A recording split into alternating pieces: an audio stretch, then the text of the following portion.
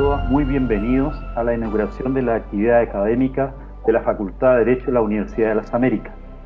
Saludamos a quienes nos acompañan hoy: al señor Carlos Mujica, vicerrector de Aseguramiento de Calidad; al señor Jaime Fappers, vicerrector académico; al señor Leopoldo López, director del Consejo de Rectores de Institutos Profesionales y Centros de Formación Técnica; al señor José González, director de Relaciones Públicas de la Ilustre Municipalidad de Puente Alto; al señor Alfredo López, director de Cooperativa Siembra tu Futuro; a los académicos, docentes y egresados de la facultad, profesionales del área y especialmente a nuestros estudiantes.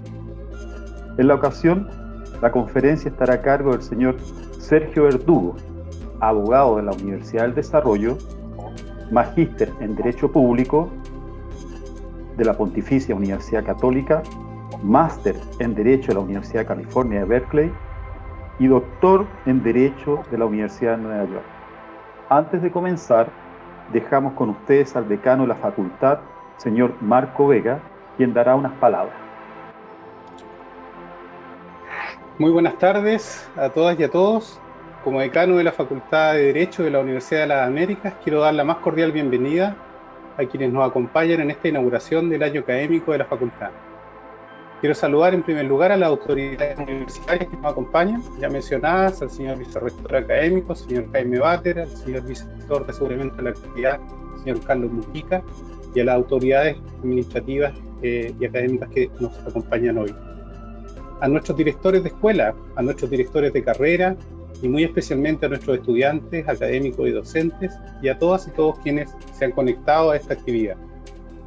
Quiero dar la bienvenida muy especialmente al doctor Sergio Verdugo, quien ha accedido amablemente y con el espíritu fraterno que caracteriza a los grandes académicos a dictar la clase magistral con que daremos por inaugurada nuestra actividad académica 2021. Muchas gracias, profesor. Bienvenido a la facultad. Sin pretender hacer una cuenta pública, permítanme dar algunas palabras del contexto en que nos encontramos. Damos inicio a las actividades académicas de este 2021 y dejamos atrás el 2020. Definir con precisión cómo será recordado este año en el futuro será tarea seguramente de las próximas generaciones y de los historiadores, pero estamos seguros de que ocupará un lugar muy importante en la vida de cada uno de nosotros. En lo negativo recordaremos los estragos dejados por el inicio de una pandemia global de la que aún no hemos visto su final y para la que nuestra generación no estaba preparada. Compartimos el dolor de quienes han perdido seres queridos en nuestro país y en todo el mundo y solidarizamos con millones que han visto afectada su vida de forma inimaginable en ese ya lejano 2019. Toda nuestra población ha sufrido enormes alteraciones en su vida diaria que han dejado en evidencia, si aún no lo estaba, la fragilidad de nuestro sistema de protección social y ha agudizado la vulnerabilidad de los sectores más desprotegidos, sobre todo para quienes viven en situación de violencia o abandono. Sin embargo, este año también ha traído enormes transformaciones sociales que han venido a cambiar definitivamente la vida y la forma en que nos relacionamos. La adopción de la tecnología en nuestro día a día y el trabajo y estudio a distancia se han acelerado de manera inesperada, impulsando un cambio que, siendo inevitable, de otra forma pudo haber tardado décadas. El mundo universitario no estaba ajeno a estos cambios. Estudiantes, docentes y administrativos han mostrado gran flexibilidad y resiliencia para adaptarse a este nuevo contexto. No exento de dificultades, por cierto, y con muchas evaluaciones pendientes y aspectos que mejorar, pero se ha avanzado con la certeza de que se trata de cambios indispensables para hacer frente a esta crisis y habilidades que también serán altamente valoradas en el futuro inmediato. Por otra parte, y a pesar de todo, Chile ha sido capaz de ponerse de acuerdo en la necesidad de un cambio constitucional, que nos permitirá dejar atrás un pasado de división y desconfianza, acercándonos a un camino que esperamos sea de consenso y de altura de miras, para construir juntos una carta fundamental que sea verdaderamente un faro que ilumine nuestra convivencia ciudadana y el punto de encuentro en todo aquello en lo que creemos como sociedad. En este proceso nos encontraremos y nos reconoceremos. Será la oportunidad para plantearnos los temas que realmente nos importan y nos definen como una nación diversa y preocupada de los derechos de los más vulnerables, de los niños, niñas y adolescentes, de las personas mayores, de las minorías y nuestros pueblos originarios. Así también, esperamos que los acuerdos urgentes den paso a una política de mayor calidad que sea capaz de encauzar y equilibrar las legítimas demandas sociales con un camino de seguridad jurídica y responsabilidad, que sirvan de marco para la prosperidad de nuestro país y de las futuras generaciones, y que podamos relevar definitivamente la importancia de la ciencia, la tecnología y la protección del medio ambiente en nuestro modelo de desarrollo. Llega ya el 2021, se la aguarda con gran esperanza y en la promesa de una cura efectiva para los males de nuestra población y el resultado de nuestro proceso constituyente. Dejar atrás el 2020 será dar vuelta una página con mucha tinta aún por secar. Podemos sentirnos verdaderos sobrevivientes de un año complejo, más tecnológicos tal vez, y por qué no decirlo, un poco más plomeros, cocineros, peluqueros y electricistas, pero ante todo más conscientes de nuestra fragilidad y de la necesidad de estar cerca de nuestros afectos y de apoyarnos unos a otros. Como facultad, hemos tenido grandes avances. Hemos podido desarrollar nuestra docencia a distancia sin afectar el progreso académico de nuestros estudiantes. Hemos avanzado en investigación. Hemos publicado 2 nuevos textos jurídicos. Felicito a la profesora Alicia Castillo y al profesor Edison Carrasco. Se han enviado más de 10 artículos de arbitraje en revistas indexadas en este año. 2 de nuestras académicas han terminado con éxito sus estudios de doctorado, Natalia Bolívar y Lorena Rosell, felicitaciones. También se han incorporado nuevos académicos a la planta en las 3 sedes y hemos iniciado la dictación de nuestra carrera de Administración Pública con muy buenos resultados. Felicito a Héctor Sepúlveda, director de la escuela, por el gran trabajo que está desarrollando. También hemos estrenado el 2020 un nuevo plan de estudios en la carrera de Derecho, con muy buena aceptación, porque hemos realizado las adecuaciones necesarias para lograr de mejor manera el perfil de egreso declarado y hemos incorporado en la formación de los y las profesionales 3 temas que preocupan a la sociedad actual y que dan contexto a la formación de un abogado. Así, somos la primera carrera de Derecho en incorporar como asignaturas permanentes en su plan de estudio la equidad de género, la sustentabilidad del medio ambiente y la multiculturalidad. Son temas complejos que dan lugar a un debate, pero estamos seguros de que son los temas correctos. Y me siento orgulloso que sean los que ocupan hoy día gran parte de nuestra actividad de extensión e investigación, y ahora también en la docencia. Para finalizar, quiero agradecer y reconocer a nuestros estudiantes y académicos y administrativos por haber sido capaces de adaptarse a este nuevo contexto y haber sacado adelante el año académico 2020, con aciertos y errores de aprendizaje, pero con toda la generosidad y el deseo de hacer bien las cosas, que siempre ha caracterizado al trabajo en nuestra universidad y nuestra facultad. Les invito a recorrer juntos con renovado optimismo el 2021, el que nos planteará insospechados desafíos, estoy seguro, pero también grandes oportunidades para seguir avanzando. Sin más, dejo con ustedes al profesor de Derecho Constitucional de la Universidad del Desarrollo, el doctor Sergio Verdugo, quien es un referente nacional en el debate constituyente en el que estamos inmersos, quien dictará hoy día la conferencia La doble versión del proceso constituyente, recordándoles, no sin antes recordándoles que pueden hacer llegar sus consultas en el chat de esta aplicación. Adelante, profesor, y muchas gracias nuevamente a todos y a todas. Muchas gracias. Primero que nada quisiera agradecer a usted, decano, a la directora María Inés de Ferrari, al vicerrector Jaime Bater, al vicerrector Carlos Mujica, y también agradecer la presencia del director del Consejo de Rectores de Institutos Profesionales, don Leopoldo López. Estimados alumnos, profesores y autoridades, es un placer para mí estar acá a hablarles de un proyecto de investigación que he estado desarrollando en conjunto con una coautora que se llama Marcela Prieto, y que titulamos La doble versión del proceso constituyente. Antes de explicarles en qué consiste esto, quería solamente hacerles presente que para mí es verdaderamente un orgullo asistir a esta charla inaugural. El año 2008 yo hice clases por primera vez en mi vida como profesor en la Universidad de las Américas. Fue la primera institución en la que hice clases de Derecho Político, clases en general y de Derecho Político en particular. Y ahora es un orgullo volver, después de tantos años, a vincularme con ustedes, y por eso agradezco especialmente al decano Marco Vega por la invitación.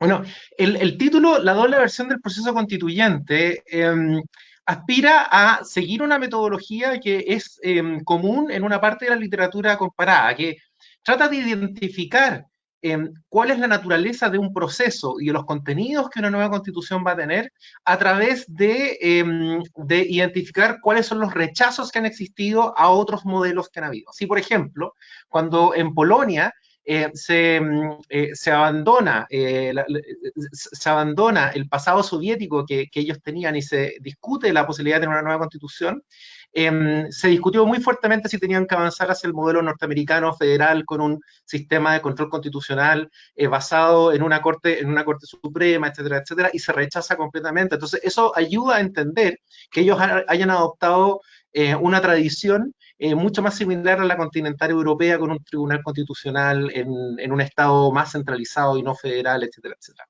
Y de esa forma, lo que yo me he estado preguntando junto con mi coautora es cuál es la naturaleza de la nueva constitución, ¿no? De la constitución que esta convención constitucional va a dictar, sobre la base del proceso que vemos hoy día, de las narrativas que vemos hoy día en torno a esto. Entonces, la idea sobre la base de esta metodología del constitucionalismo aversivo, el aversive constitutionalism, estudiar distintos materiales que pueden orientarnos a identificar cuáles son estas narrativas. Entonces, de esa forma estamos estudiando las actas de la reforma constitucional que implementa el Acuerdo de Noviembre, los videos de las discusiones de la mesa técnica, las franjas electorales del apruebo o rechazo, y los artículos que publican académicos que están siguiendo el proceso.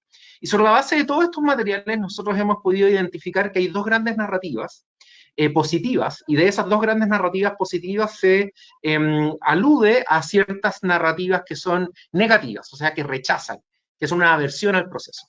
Las narrativas positivas son la narrativa del poder constituyente y la narrativa evolutiva. De la narrativa del poder constituyente viene de la mano el rechazo al legado de la dictadura, al legado de Pinochet. Y de la mano de la narrativa evolutiva viene el rechazo a los procesos denominados neobolivarianos, o sea, a las lecciones o los métodos y las filosofías políticas que inspiraron especialmente a los procesos constituyentes de Venezuela, de Bolivia y de Ecuador, entre otros. Entonces, denme un segundo, disculpen. El argumento no consiste en decir que hay personas específicas que estén avanzando estas narrativas y estén avanzando este rechazo, sino que es decir que en lo grueso, los tipos de argumentos que se están enfrentando para el poder, para el proceso constituyente en particular, para el reglamento que se está proponiendo dictar hoy día por la Convención Constitucional que se va a instalar después de las elecciones, y por los contenidos de la nueva Constitución, se encasillan en estas narrativas. Entonces, permiten entender mucho más la naturaleza del proceso. Por eso, primero voy a explicar en esta charla en qué consiste la narrativa del poder constituyente y cómo ella impacta en la idea del constitucionalismo aversivo. Después voy a explicar la idea del constitucionalismo evolutivo y cómo ella impacta en la idea del constitucionalismo aversivo, y después voy a tratar de sacar algunas lecciones que podemos traer sobre la base de estas dos grandes narrativas. Por supuesto, ninguna de estas dos narrativas se impone a la otra. Las dos coexisten, pero tienen tensiones. Entonces, la solución para que el proceso constituyente sea exitoso no consiste en optar por una u otra, ni en resolver tensiones que no se pueden resolver, sino que en ser pragmáticos en la búsqueda de los espacios comunes y el avanzar en los consensos que se puedan encontrar. ¿En qué consiste la narrativa del poder constituyente? Bueno, la narrativa del poder constituyente no es nueva en Chile. La verdad es que la idea del poder constituyente se ha utilizado por muchos autores. Ya el Tribunal Constitucional de los 70 ¿no? la venía siendo utilizado, pero además la doctrina ya la identificaba mucho antes. Es bien famoso, por ejemplo, el debate que tuvo Renato Cristi con Fernando Atria respecto a si la vuelta a la democracia después de que terminó la dictadura significó o no el traspaso del poder constituyente al pueblo. Atria dijo que no se traspasó el poder constituyente al pueblo porque porque la constitución que quedó tenía amarres, que las llama trampas, ¿no? Que impedían que el pueblo pudiera expresarse y desarrollarse. Y sin perjuicio de que varias de esos instrumentos contramayoritarios fueron siendo eliminados de forma incremental, las dinámicas políticas que se generaron al interior de esa constitución permanecen. Y por eso es que no ha habido una verdadera expresión del poder constituyente al dictar una nueva constitución, y por eso es que se justifica la dictación de una nueva constitución. Ahora, hay varios otros autores que han escrito sobre esta idea. Atria es probablemente el más visible, ¿ya? Pero no es el único. La idea del poder constituyente, eso sí, es mucho más antigua. Viene de el autor que más acuñó el término fue el abate de Sieyès a propósito de la Revolución Francesa, en varios textos y discursos que él dio. El más famoso es un panfleto titulado ¿Qué es el tercer Estado?, que circuló durante la Revolución Francesa. Y la idea de este texto era promover la igualdad política, para que la nación pudiera operar con un criterio de igualdad. De él viene esta idea de que una cabeza, un voto, ¿no? El gran problema que tenían ellos es que había estamentos, habían 3 grandes estamentos y la nación era uno, y la igualdad consistía en que los estamentos participaban en un órgano llamado los Estados Generales, pero lo que había que hacer era votar por persona y no por estamento. Entonces la nación tiene que transformarse en el todo. Es nada y debe ser todo, así lo llama Sieyès. Y de esa forma se supera la monarquía absoluta, el pueblo puede desatarse de los amarres a través de la constitución de un órgano que va a dictar una constitución, que va a permitir que este pueblo se pueda autogobernar. Y para que eso sea posible, Sieyès da algunas recetas. Y esas recetas consisten primero en utilizar la regla de mayoría, vamos a votar.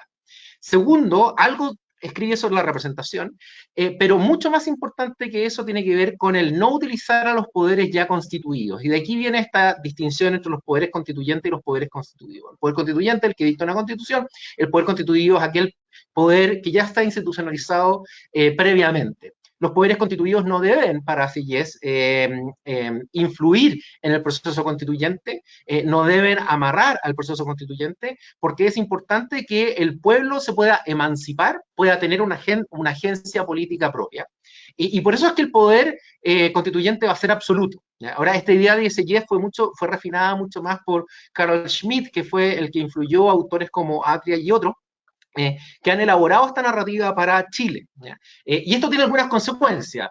Una consecuencia de esto significa que la Constitución primero no es un texto, ¿no? La Constitución consiste en el modo de organizar la comunidad política en sus ideas fundamentales.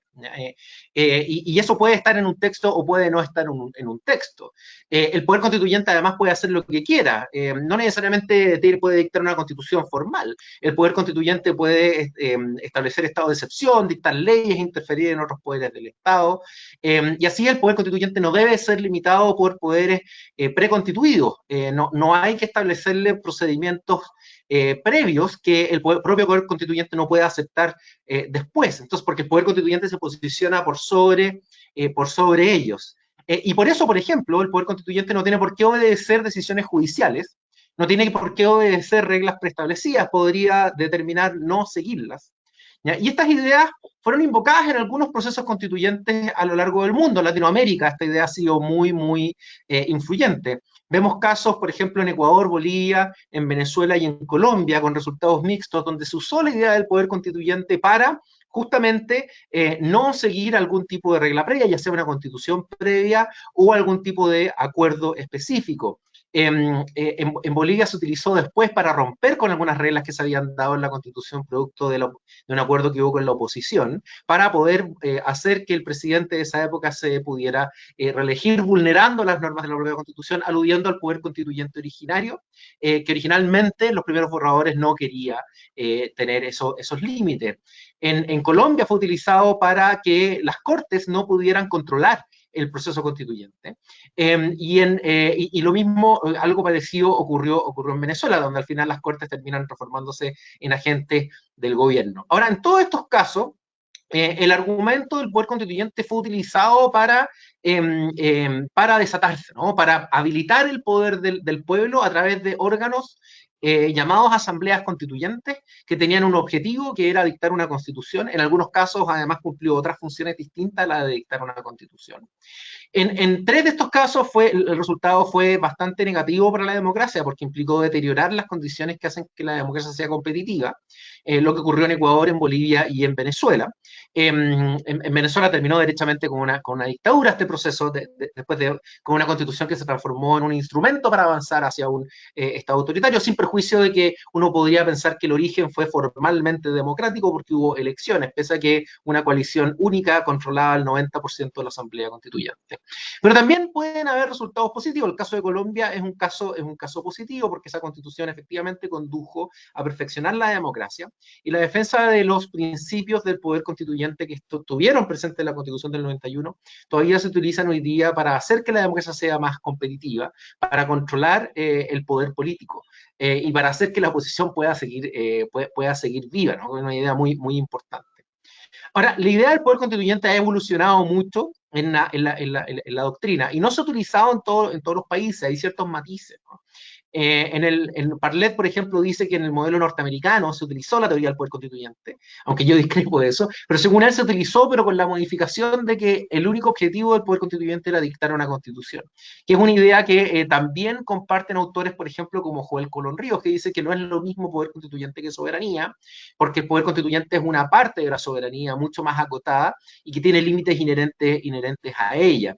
Colón Ríos además agrega que no hay que seguir la versión necesaria de Sieyès, hay que seguir la versión de Rousseau. Y Rousseau asumía que había ciertas condiciones previas necesarias para el ejercicio de este poder constituyente, para lo cual el derecho era relevante. Y al establecer estas condiciones preestablecidas, entonces la idea del poder constituyente tradicional se cae. Ahora, una pregunta es si es pertinente utilizar o no la idea del poder constituyente para el día de hoy. Como está establecida desde Sieyès y Schmitt, a mí me parece, esto no, es una opinión, pero por supuesto que es muy discutible, que existen pocos argumentos para utilizarla.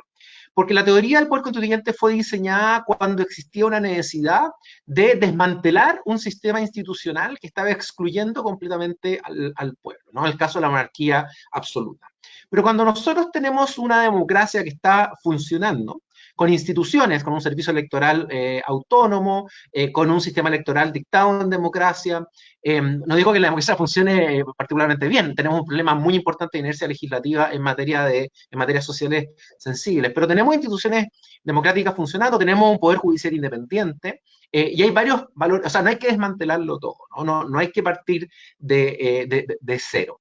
Y por eso es que la idea del poder constituyente a mí me parece algo sospechosa. No obstante, ha sido relevante y ha impactado en Chile en la forma como estamos entendiendo nuestro proceso constituyente hoy día. Primero, con la idea de la hoja en blanco, ¿no? Esta idea de que vamos a comenzar a redactar la Constitución desde cero. Si es que no tenemos, o sea, no desde cero, sino que desde efectivamente una hoja en blanco, de lo que no queda ahí no va a ser la Constitución, va a haber un reemplazo total de la Constitución que hoy día está vigente.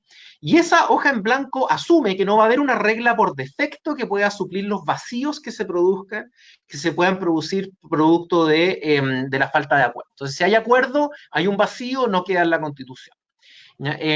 También hay un rechazo en las normas del proceso constituyente a la revisión judicial de los límites sustantivos. Se dice, por ejemplo, que la nueva constitución en su contenido debe respetar los tratados internacionales, debe respetar la forma democrática, no, pero el cumplimiento de estos objetivos no es revisable por otros. O sea, va a ser la propia convención la que determine el alcance de estas limitaciones.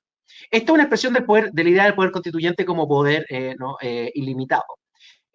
También la idea de tener un órgano extraordinario con un objeto único constituyente, un órgano que no es un órgano constituyente, o sea, no es el Congreso el que está dictando la nueva constitución, es un órgano diseñado para representar al pueblo, que es una convención constitucional o asamblea constituyente. Y también lo vemos presente, la idea del poder constituyente, en algunas propuestas de reglamento que enfatizan instrumentos puramente mayoritarios y no consensuales. Hay varias propuestas que se han dado a conocer que dicen que la regla general en materia de decisiones al interior de la Convención Constitucional va a ser la mayoría simple, al interior de las comisiones, por ejemplo, o incluso en las decisiones que tiene que tomar el Pleno, que no sean aprobar las normas constitucionales. También lo podemos ver en algunas propuestas que tratan de que existan muchos instrumentos de participación incidente y de transparencia. Yo no me opongo a estos instrumentos necesariamente, creo que deben ser regulados bien, ¿ya? Pero cuando hablamos de un exceso de este tipo de instrumentos que puede competir con el carácter representativo de la Convención Constitucional, entonces nos acercamos mucho más a la idea del poder constituyente. Ahora, esta idea del poder constituyente ha estado en Chile fuertemente influida por el rechazo a estos mecanismos contramayoritarios. En un comienzo era el tribunal, eran los senadores designados, ¿no? Eran mecanismos tales como los poderes del Consejo de Seguridad Nacional, el sistema binominal de elecciones.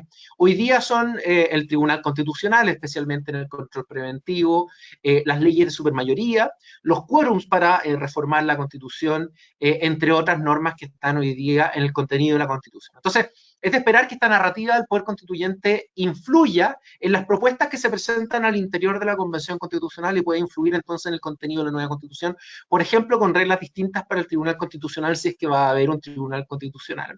Por ejemplo, eliminando el control preventivo de las leyes. Otro ejemplo tiene que ver con la eliminación de las distintas categorías de leyes y que todas las leyes sean aprobadas por una mayoría simple, o con el establecimiento de algunos instrumentos de participación ciudadana incidentes en el proceso, en el proceso legislativo, justamente porque hay una desconfianza por los órganos constituidos. Entonces hay una apelación a la idea de... Bueno, y esta idea del poder constituyente se suele justificar sobre la base de la idea de la soberanía popular. Ahora, junto con esta idea del poder constituyente tenemos una narrativa distinta, ¿ya? Que es la narrativa del cambio constitucional como evolución. O sea, no tenemos que cambiar la Constitución en un sentido drástico, ¿no? Cambiamos, cuando me refiero a la idea de Constitución no me refiero al documento formal, sino que me refiero a las instituciones políticas fundamentales que organizan la comunidad, ¿ya? Entonces, la idea drástica del poder constituyente revolucionaria, ¿no? Implica modificarlo todo, desmantelar las instituciones para construirlas desde cero, refundar el Estado, ¿no? Si uno lee, por ejemplo, la Constitución boliviana y la jurisprudencia del Tribunal Constitucional Plurinacional en Bolivia, ellos ven que la filosofía de la Constitución aprobada el año 2009 es esa, es refundar el Estado. El constitucionalismo evolutivo rechaza esta idea. No cree que haya que hacer un cambio instantáneo en las instituciones políticas. Un promotor importante que se suele citar es Burke, ¿no? Que era un gran crítico de la Revolución Francesa. Burke era partidario de los cambios graduales, de los cambios evolutivos. Hay que aprender de los errores, hay que ir modificándolos de a poco. Se ve, ya no estoy usando Burke, sino que autores contemporáneos que pertenecen a una tradición similar, que las constituciones son proyectos inacabados, ¿no? Las constituciones no son una herramienta de ingeniería social que va a definir todos los aspectos fundamentales de la sociedad. Todo lo contrario, las constituciones van a ser un instrumento que se va a entender como un proyecto inacabado que tiene que ser construido sobre la base de la interpretación y de la legislación posterior. Y por eso las constituciones habilitan la posibilidad de tener cambios graduales, confían mucho más en la política ordinaria, creen que ellas son pactos intergeneracionales, ¿no? Las dicta una generación no para gobernar solamente la generación que las dicta, sino que para gobernar las generaciones futuras, y por lo tanto la legitimidad de la Constitución no está asociada a las condiciones electorales que determinaron la Asamblea Constituyente o a la Convención Constitucional, sino que está asociada al modo como los contenidos de esa Constitución pueden permitir el autogobierno de la generación. Y de ese modo, entonces, la legitimidad de la Constitución no estaría asociada a reglas electorales específicas o a una mayoría concreta, sino que está asociada a las mayorías del futuro y al modo como la Constitución permite el autogobierno. O sea, se acentúa mucho más la idea del contenido. ¿Ya? Y por eso la legitimidad no depende de la generación que dicta la Constitución. Por supuesto, nosotros sabemos que es importante que la generación que dicta la Constitución la acepte. ¿Ya? Simplemente estoy constatando el hecho de que ello no es necesario para la legitimidad de largo plazo de la Constitución.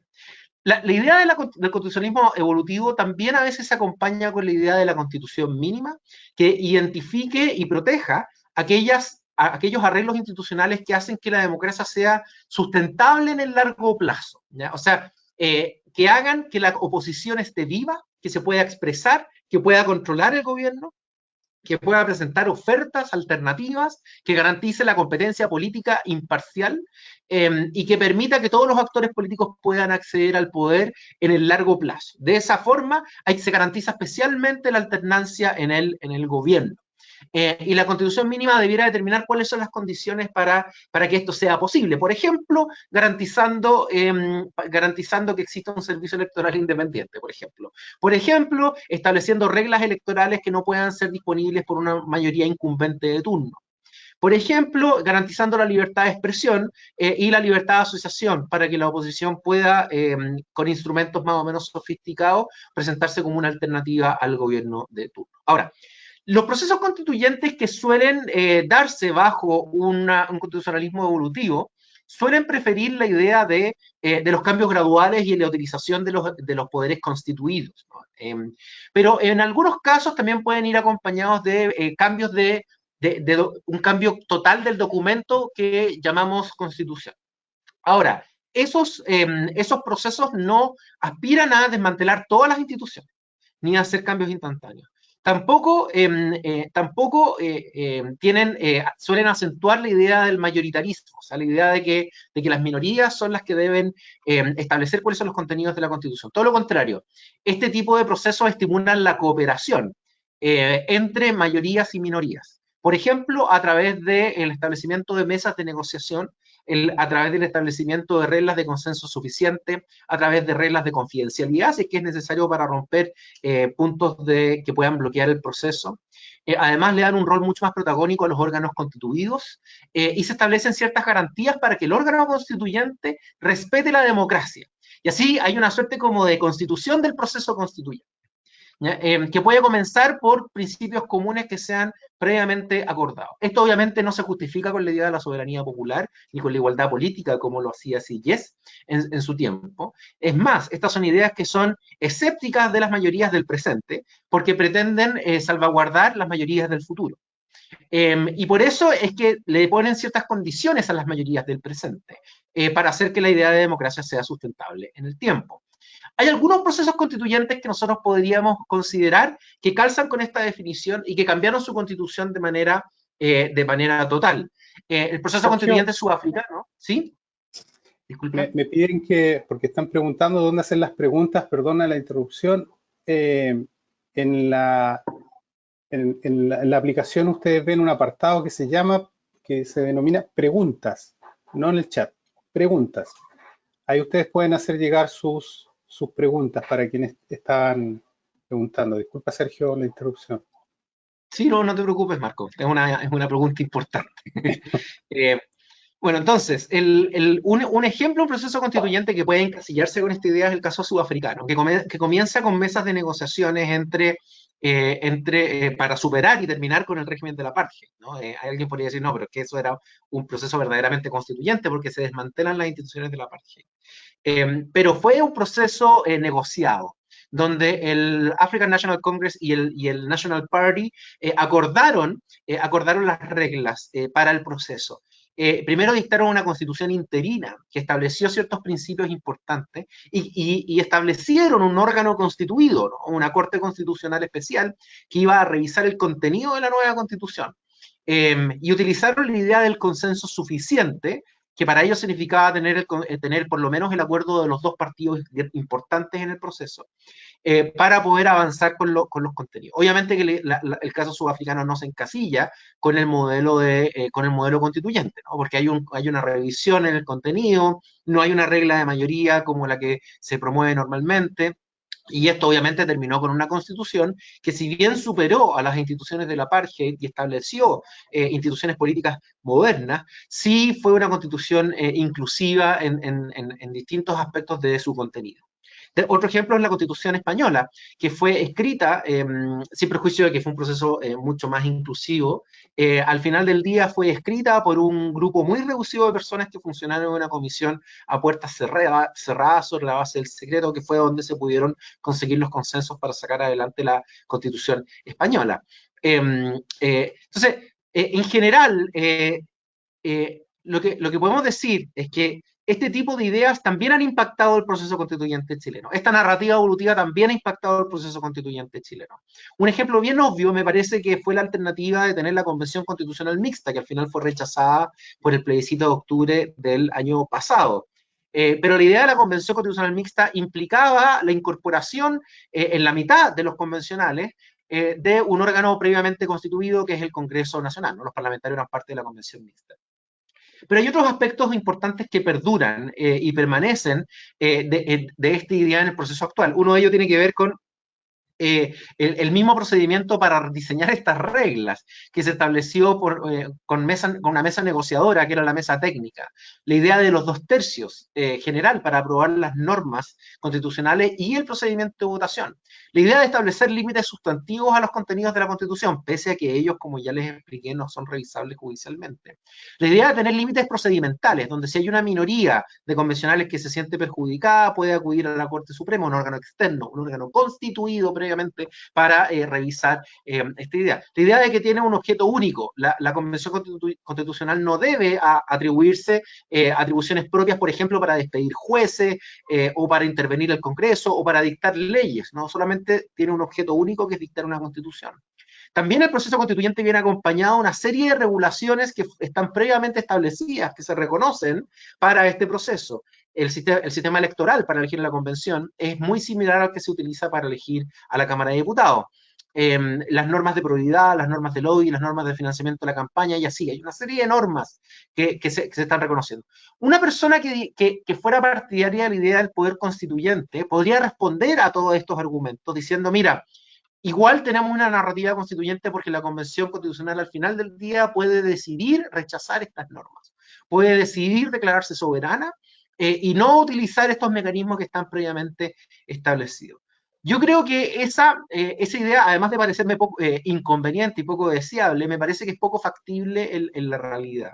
Porque la fragmentación que va a tener la Convención, atendida a las lógicas electorales que se utilizan para la Cámara de Diputados, que también se van a utilizar para la Convención, va a garantizar que haya suficientes diferencias y suficientes facciones al interior como para que haya controles recíprocos entre los distintos grupos. Y de esa forma ningún grupo va a tener el poder suficiente, creo yo, como para poder desobedecer estas reglas, a lo menos sin el consenso o el acuerdo de una parte importante de los partidos que le son rivales. Entonces, si que hay un quebrantamiento de estas reglas va a ser por la lógica de los acuerdos, creo yo.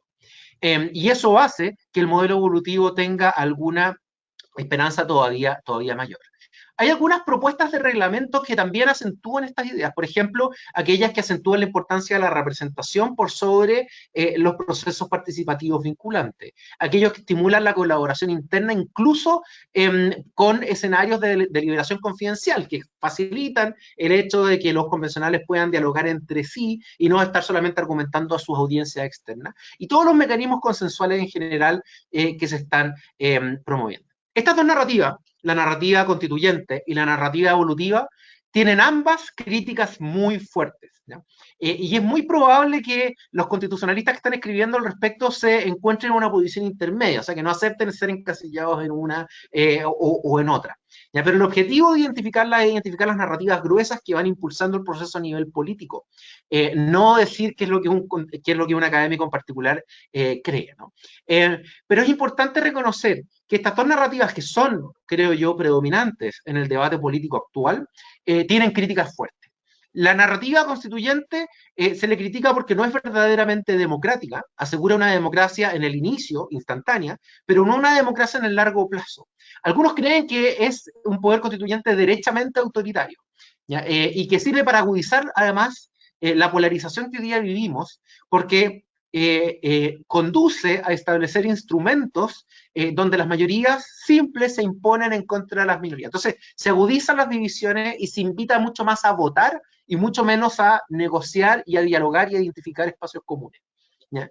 Pero la narrativa evolutiva también tiene críticas, y tiene críticas importantes. La primera crítica, y probablemente la más importante, es que se critica que la narrativa evolutiva conduce a un modelo que es esencialmente elitista. Para que la narrativa evolutiva funcione, necesitamos representantes. Para que tengamos representantes que funcionen de manera más o menos eficaz, necesitamos partidos políticos y necesitamos también una clase gobernante.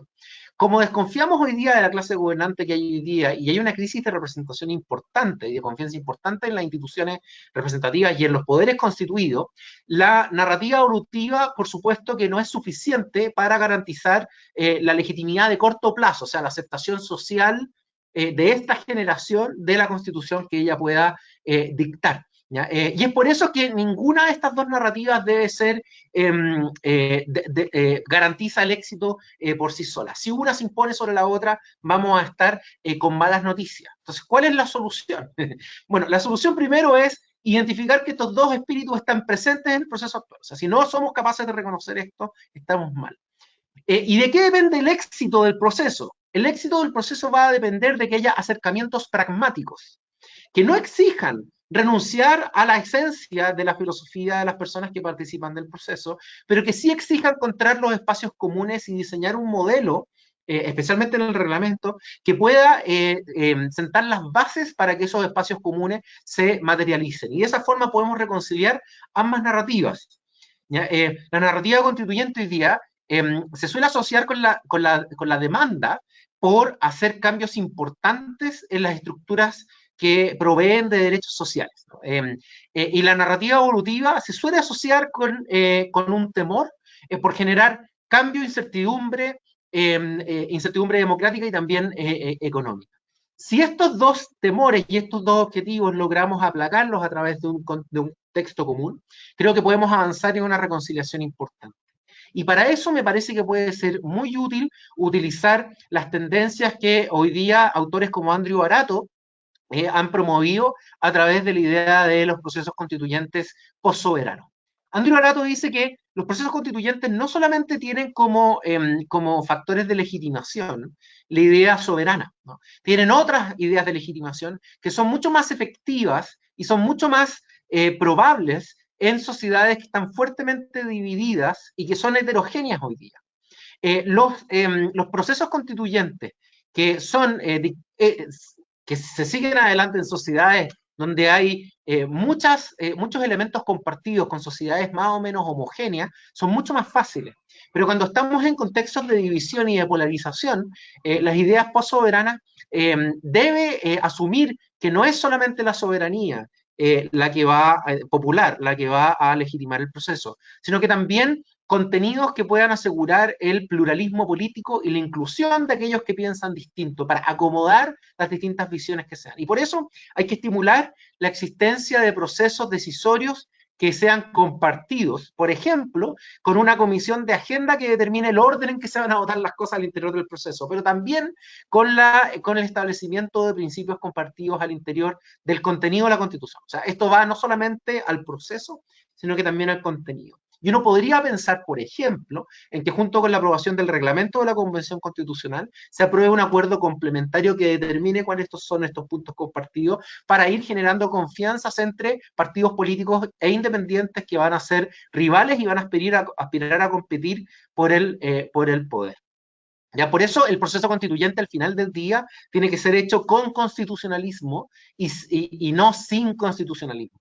Lo que hace que sea útil para poder acercar posiciones en una sociedad que está fuertemente polarizada y dividida, donde hay una desconfianza importante por los poderes constituidos. ¿Ya? Ya he hablado mucho, hay muchas otras cosas que puedo decir o podemos profundizar, pero quedo atento a las preguntas que tengan ustedes. Muchas gracias. Muchas gracias, Sergio. Es muy interesante la perspectiva que nos está dando. Nos están llegando las preguntas. Yo quisiera, dando tiempo para que también los asistentes puedan formular sus comentarios y preguntas, plantearte algunas dudas que surgen. Una de ellas también llegó por el chat. La idea de, ¿existe el riesgo, ves tú un riesgo real en que el órgano constituyente, que se le llama así en el documento, en el acuerdo, ¿no es cierto? Este órgano constituyente pudiera desconocer los acuerdos previos o qué nivel de sujeción tiene ese órgano constituyente a estos acuerdos previos? ¿Cuál es la dinámica, cuál es la naturaleza jurídica, diría un abogado, de esos acuerdos previos?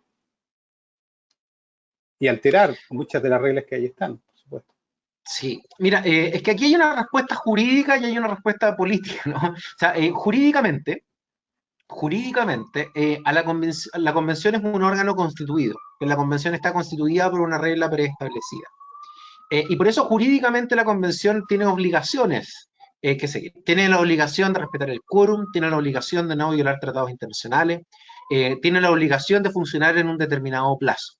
Ahora, esas obligaciones que son jurídicas desde la perspectiva del radar de la Constitución actualmente vigente, podrían no ser jurídicas desde el radar de la Constitución nueva. Me explico. Cuando se dictó la Constitución colombiana, por ejemplo, se violaron los mecanismos de reforma de la Constitución previa en Colombia. Y alguien podría haber dicho, oye, pero aquí hubo una infracción a las obligaciones jurídicas que se establecieron, incluso hubo una sentencia donde la Corte Suprema derechamente abdica de sus poderes. El movimiento de la séptima papeleta en Colombia era un movimiento que no estaba, que proponía instrumentalizar una elección para generar un plebiscito no regulado ni reconocido, que fue reconocido ex post. Entonces, sin perjuicio de que las obligaciones jurídicas se pueden violar, esa violación solamente va a tener eficacia en la medida en que el futuro proceso constituyente las reconozca. ¿Y de qué depende que el futuro proceso de las constituyentes las reconozca? Depende de factores políticos, ¿ya? Y aquí yo creo que es útil, en cierto modo, recurrir a la típica regla de reconocimiento que nos enseñaba Hart, ¿no? Que era un hecho social, sociológico al final del día. Lo que los actores relevantes, Hart estaba pensando en los actores, en los operadores jurídicos, pero lo podemos ampliar, en que los actores relevantes asumen que es cuál es la fuente para identificar el derecho. Entonces, cuando estamos en un cambio de constitución, se produce esta paradoja. ¿De qué depende políticamente, entonces? De que se puedan violar las obligaciones jurídicamente establecidas antes de que la convención se establezca. Va a depender, creo yo, de que la propia convención y que los principales actores políticos la acepten. Y eso se da por dos razones. Primero, porque la convención va a ser muy diversa. La convención va a estar muy fragmentada. No van a haber facciones funcionando de forma muy disciplinada y no va a ser fácil formar coaliciones internas en la convención.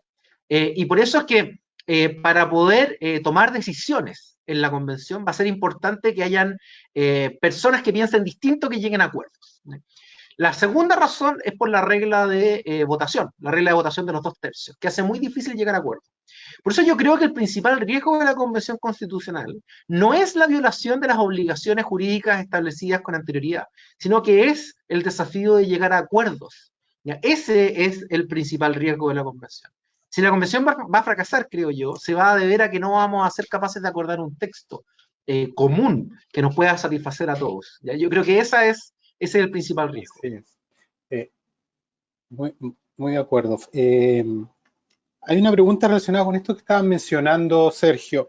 ¿Existe el riesgo de que la Constitución, que los acuerdos sean tan mínimos y que terminemos con una Constitución, un proyecto de Constitución tan mínimo que, por una parte, puede ser rechazado en el plebiscito de salida por falta de sustancia, digamos, y eventualmente esos vacíos, cuando se dice que son materias de ley? Recuerdo al profesor H que tú mencionaste, que él usa de ejemplo los derechos de agua. Entonces dice, los derechos de agua, si no se llega a acuerdo, la propiedad en derechos de agua, significa que después cuando se discuta por el legislador, se hace con toda libertad, sin sujeción a una norma constitucional. Pero hay algunas materias que no pueden quedar sin regularse. Por ejemplo, en materia de gobierno, en materia de Contraloría, en materia de Banco Central, la parte más orgánica. No se puede decir, bueno, si no llegamos a acuerdo sobre la autonomía del Banco Central, funcionamos sin Banco Central. Y cada uno verá, digamos, cómo se maneja. Ese riesgo de una constitución que no tenga el contenido suficiente. Hay algunas normas que son muy discutibles y que probablemente no están. Por ejemplo, el derecho constitucional a la libertad provisional. Uno podría decir, sí, si no se llega a un acuerdo sobre aquello, resolverá cada juez. Y parece una solución bastante más razonable que decir que veremos cómo se maneja la inflación sin un banco central, ¿no es cierto? Uh-huh. Mira, una constitución en general tiene que regular lo suficiente como para que hayan acuerdos detrás de ella y como para tener un Estado funcional. Un Estado funcional en el sentido democrático, o sea, que pueda garantizar la democracia. Eso no está garantizado con el proceso actual, porque el proceso actual no determina el procedimiento de votación. Si el procedimiento de votación lo va a tener que determinar el propio reglamento. Tenemos determinado el quórum, pero no el procedimiento de votación. No sabemos cuántas veces, por ejemplo, se van a discutir los proyectos, las propuestas. No sabemos si van a haber varios turnos, no sabemos si va a haber una comisión que sea capaz de armonizar los distintos borradores. No sabemos si va a haber una votación final del proyecto, si va a existir la posibilidad de hacerle correcciones al proyecto. Y por eso la lógica de la negociación aquí va a ser muy, muy importante. Si nosotros tuviéramos, por ejemplo, un escenario donde solamente se revisan las propuestas una única vez y las propuestas se votan por separado, el riesgo de que existan vacíos importantes en la Constitución existe. Y el riesgo de que eso no sea reconocido como una Constitución al final del día también existe. Pero si nosotros tenemos un proceso distinto, por ejemplo, asegurando una doble discusión, podemos generar estímulos para que los acuerdos que se logren por las distintas facciones sean a través de los distintos capítulos y a través de las distintas materias de la Constitución. De manera que los sectores que tengan una preferencia muy fuerte respecto a algún tema puedan asegurarse que ese tema va a quedar dentro de la Constitución. Entonces, no sé, si a alguien le interesa mucho el derecho de agua y a otra persona le interesa mucho el derecho de propiedad, y ambos quieren que las dos cosas queden dentro de la Constitución, y ambos llegan a un acuerdo de tener las dos cosas dentro de la Constitución, entonces no tienen que tener la posibilidad de vetarse recíprocamente, y tiene que haber un procedimiento de votación con estímulos para que ellos puedan honrar los acuerdos, de forma de bajar la confianza. Por eso es que algunos han propuesto que estas ideas se voten de forma simultánea, o que se voten a lo menos 2 veces, ¿no? Para que puedan ir generándose las lógicas de confianza al interior del proceso. Si no tenemos mecanismos para colaborar y para estimular esa y para reducir la desconfianza, que es muy fuerte hoy día, creo que arriesgamos a no producir una buena constitución, o peor todavía, a producir una constitución que sea desconocida como tal. Porque la discusión de qué es lo que tiene que contener una constitución tiene dos perspectivas, ¿ya? Una perspectiva es una perspectiva práctica, ¿ya? Y esa perspectiva práctica dice, mira, la constitución va a tener lo que los constituyentes quieren que tenga. Si los constituyentes quieren 3 líneas, la constitución va a tener 3 líneas. Pero también hay una perspectiva académica de lo que es deseable que una constitución deba tener.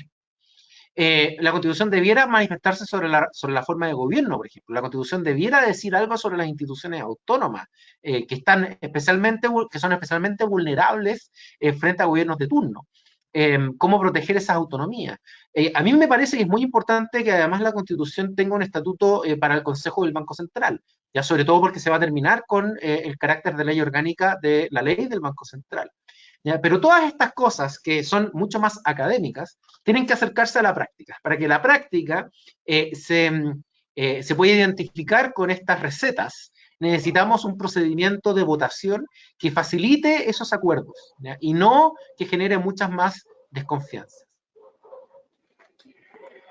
Muy bien. Sergio, otra pregunta que nos llega, te la voy a leer porque es bien extenso. Voy a leer lo que me parece más sintético.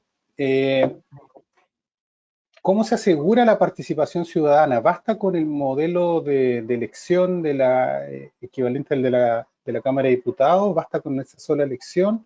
¿O será necesario establecer mecanismos y reglas de participación, cabildo, ciudadanos? ¿Y cómo se va a manejar eso eventualmente? ¿Cómo visualizas tú que también te lo vinculo con la idea de la transparencia y la publicidad que debe tener este tipo de decisiones? Y si tú te imaginas un escenario en el que antes de votar un constituyente, una norma, la someta a plebiscito por redes sociales, vea qué está opinando la gente, ¿es el escenario probable en el que nos podemos encontrar? ¿O tú crees que va a ser un trabajo mucho más Mira, interno de la Comisión?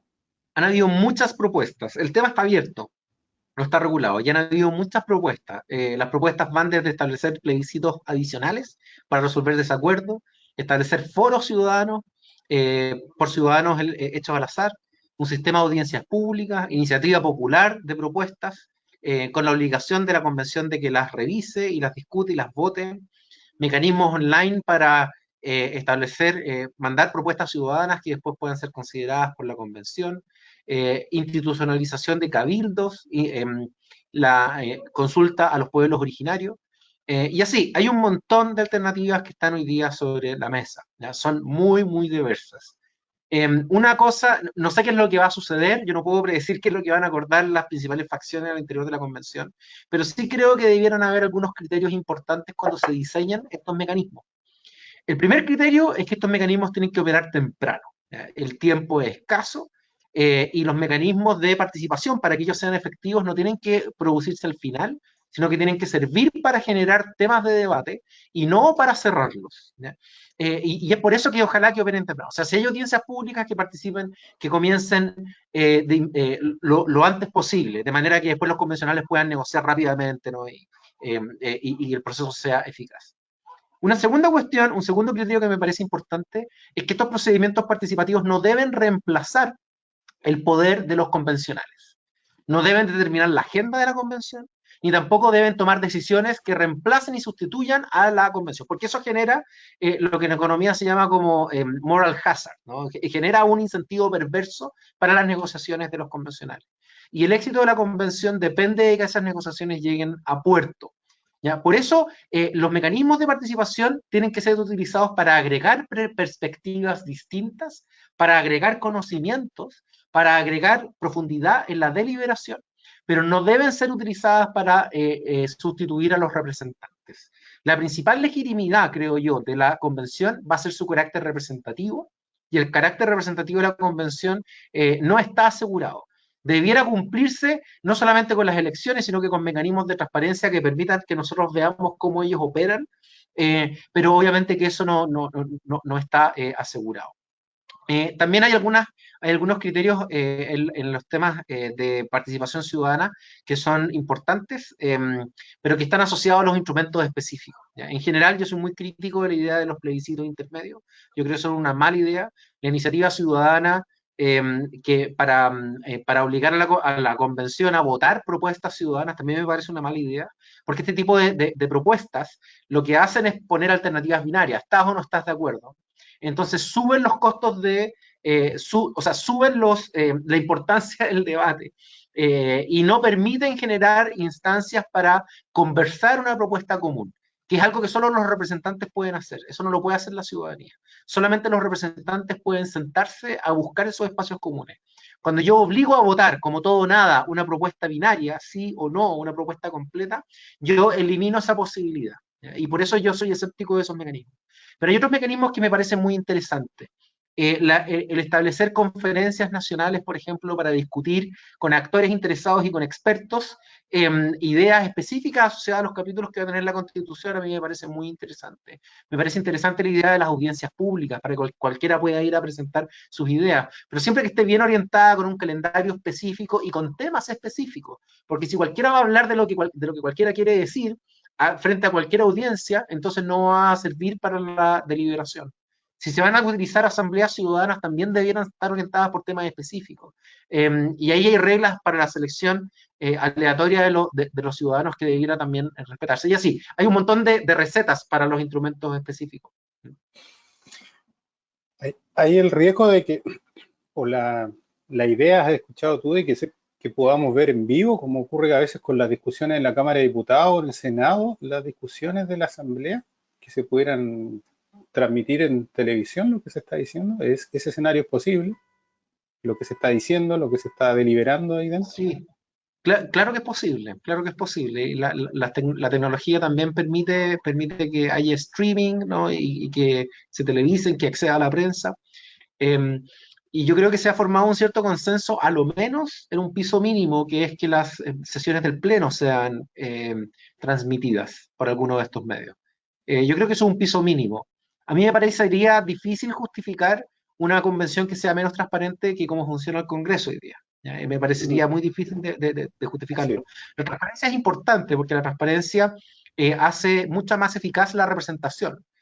Porque las personas con la transparencia las personas pueden vigilar cómo sus representados actúan. Ahora, la transparencia tampoco tiene que obstar a los acuerdos, porque la transparencia asegura que los representantes le hablen a sus audiencias externas, pero no asegura que los representantes se hablen entre ellos.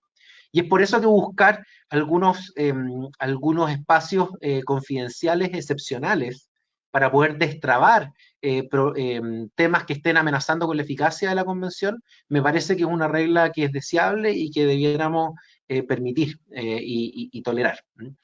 Ahora, otra cosa que me parece importante es que en la participación, en la transparencia, se permita el acceso de la prensa a las sesiones del plenario, pero no se permita el acceso del público a las sesiones del plenario. Porque cuando tú permites que acceda el público, no accede el votante mediano, no accede cualquier persona. Acceden los grupos más organizados, que son los que suelen tener preferencias más fuertes y que son los que están más propensos a presionar de forma indebida a quienes están funcionando. La violencia no puede ser, ni siquiera como posibilidad, no debe ser capaz de condicionar los contenidos de la nueva Constitución. ¿Ya? Y por eso es que la transparencia tiene que ser, creo yo, lograda a través de dos mecanismos. Uno, el acceso a la prensa, que tiene que cumplir su rol, y dos, el uso de las tecnologías. Sergio, ¿crees tú que el tiempo por el que fue convocada la convención es razonable, parece escaso el tiempo, incluso la posibilidad de ampliarse 3 meses, dado todo lo que hay que resolver. La gente a veces se enfoca mucho en la parte dogmática, en la parte de derechos fundamentales, en fin, pero la Constitución tiene mucho más que eso y, y si uno pensara en diseñar un modelo de banco central, tal vez le tomaría un año solamente redefinir algo como Claro. eso. Mira, ¿Ves? aquí hay quienes han dicho que el plazo no es suficiente, porque asumen que la convención va a tener que mandar a hacer estudios, va a tener que convocar expertos, va a tener que hacer una suerte de convención académica, ¿no? Donde todos los expertos van a discutir qué es lo mejor para el Poder Judicial, cómo diagnosticamos los problemas, cómo los corregimos, cuáles son las propuestas que van a hacerse. Pero la verdad es que los órganos constituyentes no funcionan así. Los órganos constituyentes no son órganos académicos, son órganos políticos. Y el plazo para que ellos puedan funcionar de manera eficaz depende de las condiciones políticas que existan. Entonces, si es que, por ejemplo, la convención constitucional funciona, no va a ocurrir, ¿eh? Pero imaginemos solamente por el ejemplo, que la convención constitucional pudiera funcionar a puertas cerradas completamente. Si eso fuera así, el tiempo es mucho más que suficiente. La Constitución de Estados Unidos se diseñó de esa forma y duraron 4 meses en hacerla. La Constitución colombiana, que funcionó de una manera distinta, mucho más abierta, se demoró cerca de 5 meses en poder hacerse. Pero la Constitución sudafricana tardó varios años en hacerse. Entonces, depende de las condiciones políticas que existan. A mí me parece que atendía a las condiciones políticas que tenemos hoy día, el tiempo es algo breve. ¿Ya? Y por eso es que me parece sensato pensar en instrumentos que hagan más eficaz el uso del tiempo de la convención. Por eso es que me parece muy importante que los instrumentos participativos sean tempranos y al comienzo, ¿ya? Que es una de las recetas que te estaba comentando. Eh, una última pregunta, Sergio. Quiero interpretar un poco la pregunta, pero eh, el clima en el que se desarrolla, el clima de conflictividad social, hay algunos que traen a colación la parte que se olvida del acuerdo previo, que era el acuerdo por la paz y una nueva constitución. ¿Podría eventualmente un estado de conflictividad ser entendido como suficiente para entender que no se está cumpliendo el acuerdo previo? Porque si uno lee los primeros 2 párrafos de ese acuerdo, hay un cierto compromiso también a promover la paz social, el orden, etcétera, una serie de Sí. declaraciones también en ese sentido. Un estado exacerbado de conflictividad, incluso de seguridad para los constituyentes, podría entenderse también como una vulneración a las normas del acuerdo. Mira, lamentablemente las constituciones se suelen cambiar en periodos de crisis. Las condiciones de paz para que la deliberación sea genuina, profunda y sin polarización son, la verdad es que casi nunca existen cuando hay procesos constituyentes. ¿Ya? Y es por eso que la legitimidad de las constituciones no debe depender de las condiciones que existieron en el momento de dictarlas, sino que debe depender mucho más del contenido y de la forma como ellas permiten el gobierno. Ahora, dicho eso, es deseable que hagamos lo posible para que las condiciones bajo las cuales se negocie la constitución hagan que la violencia no sea una posibilidad que condicione los términos de la constitución. Eso es tremendamente antidemocrático y podría terminar con una constitución tremendamente dividida. Por eso me parece que la idea de terminarnos el acuerdo por la paz y la nueva constitución es algo que tenía sentido. La paz no está garantizada, el país va a seguir estando polarizado. Yo soy algo pesimista respecto del tema de la violencia, además. Lo vemos, ¿no? Todos los días. Eh, pero tenemos que hacer lo posible por aislar a la convención de esa violencia. Eso a mí me parece que es un mínimo y necesitamos que todas las fuerzas políticas estén en ello. Ahora, también tenemos que hacer que las condiciones para asegurar la seguridad de las personas y de las negociaciones y de todo el proceso político no impliquen violar derechos humanos, ¿no? Eso también es un piso mínimo que todos debiéramos compartir. Sergio, relacionado con esto último, la última pregunta, algo lo mencionaste, pero algún estudiante o profesor está haciendo la pregunta. ¿Es posible ¿qué ocurriría o es posible si las normas de la nueva Constitución puedan vulnerar la Convención Americana u otro texto referido a derechos humanos? Me gustaría que lo mencionara, Sergio, algo se mencionó también. Sí, es posible. Jurídicamente, la Convención tiene la prohibición de violar tratados internacionales. Ahora, imagínate, por ejemplo, que la Convención igual lo hiciera.